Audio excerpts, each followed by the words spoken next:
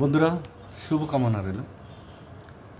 নির্বাচন কমিশন গণমাধ্যম নীতিমালা প্রণয়ন করেছেন যে নির্বাচনের সময় যে সাংবাদিক, সেটা পত্রিকার কিংবা বিভিন্ন টেলিভিশন চ্যানেল, দেশি এবং বিদেশি, তারা নির্বাচনের যে ভোট কেন্দ্রে ভিতরে ঢুকতে পারবেন কি না, ভিতর থেকে লাইভ করতে পারবেন কিংবা ভিতর থেকে তারা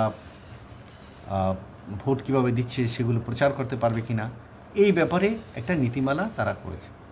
সেখানে বলা হচ্ছে যে ভোট কক্ষ থেকে, অর্থাৎ ভোট কেন্দ্র না, ভোট কক্ষ, যেখানে একটা সেন্টার থাকে, সেখানে 3-4টা মানে কক্ষ থাকে, যেখানে ভোট দেব বুথ বলা হয়, সেখানে বাক্স রাখা হয়। সেখানে ভোটাররা গিয়া পুরুষের জন্য আলাদা, মহিলাদের জন্য আলাদা, কিংবা একই কেন্দ্রে হয়তো 3-4টা পর্যন্ত থাকে যদি বেশি ভোট হয়, নতুবা 2টা, মহিলাদের একটা পুরুষের থাকে যদি কম ভোট হয়। তো যাই হোক, বলছে ভোট কক্ষ থেকে সরাসরি সম্প্রচার করা যাবে না, ভোটের যে ভোট চলাকালীন যে অবস্থাটা থাকে সেটা করা যাবে না। তো বলছে গণমাধ্যম কর্মীরা ভোট কক্ষের ভিতর থেকে সরাসরি সম্প্রচার করতে পারবেন না। এছাড়া একটি কক্ষে অবস্থান, এক কক্ষেই আবার সবাই অবস্থান করতে পারবে না, কারণ সাংবাদিক তো একজন না। যে দেখা গেল যে একটা থানাতে প্রতিটি পত্রিকার আপনার রিপোর্টার আছে, তো পত্রিকাতে এদেশে অনেক, তারপরে মিডিয়াও অনেক। এখন এক কক্ষে যদি দেখা গেল যে বেশ কয়েকজন দেশি বিদেশি সাংবাদিক ঢুকে যাচ্ছে, তখন তো যারা ভোট দেবে তাদের জন্য সমস্যা হতে পারে।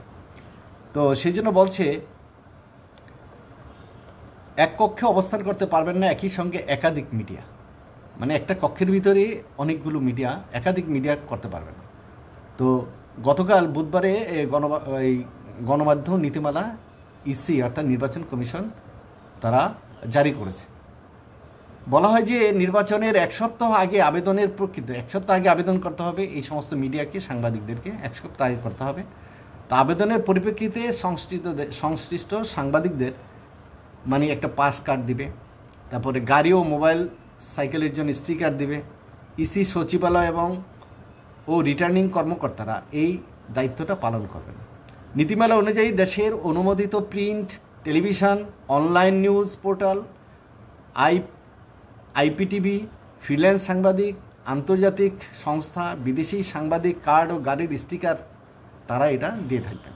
তাহলে একটা বিশাল কর্মযজ্ঞ কিন্তু এটার জন্য, কারণ সাংবাদিকদের মেনটেন করার জন্য ইসির একটা বিশাল অংশকে ব্যস্ত থাকতে হবে, কারণ দেশি বিদেশি সাংবাদিক অনেক।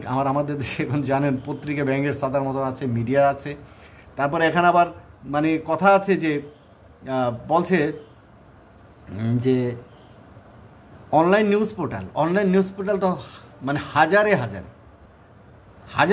না লক্ষ লক্ষ হতে পারে। তারপরে ফ্রিল্যান্স সাংবাদিক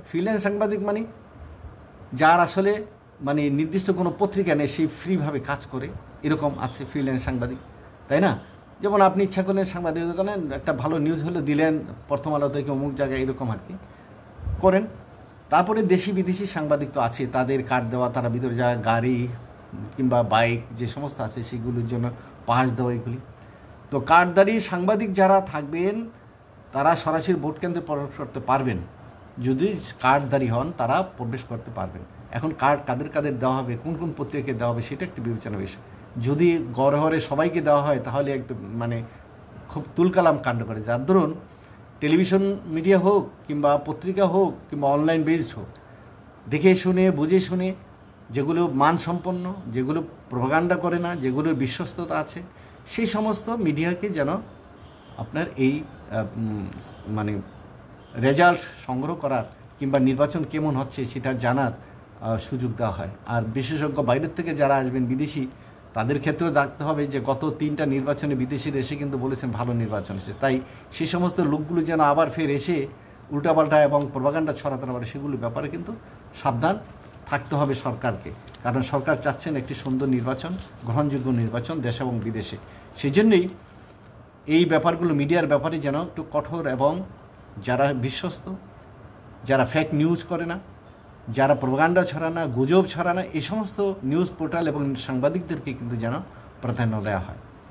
তো সেখানে বলছে যে ভিতরে ছবি তোলা যাবে না, একসঙ্গে দুটি বেশি মিডিয়া ভোট কেন্দ্রে থাকবে না, তারপরে তারা থাকলেও থাকতে পারবে 10 মিনিট, ভোট কক্ষে কোনো সাক্ষাৎকার নেওয়া যায়, যে ভোট দিচ্ছে তার কোনো সাক্ষাৎকার নেওয়া যায় না, ভোট কক্ষের ভেতর থেকে সরাসরি লাইভ প্রচার করা যাবে না।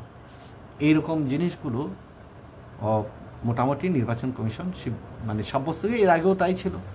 তবে এখন কঠোরভাবে যদি মানা হয়, নির্বাচনটা সুন্দর হবে। আমরা চাই আগামী নির্বাচন সুন্দর, গ্রহণযোগ্য এবং বিশ্বস্ততার সাথে হোক এবং জনগণের প্রত্যাশা পূরণ হোক। ধন্যবাদ।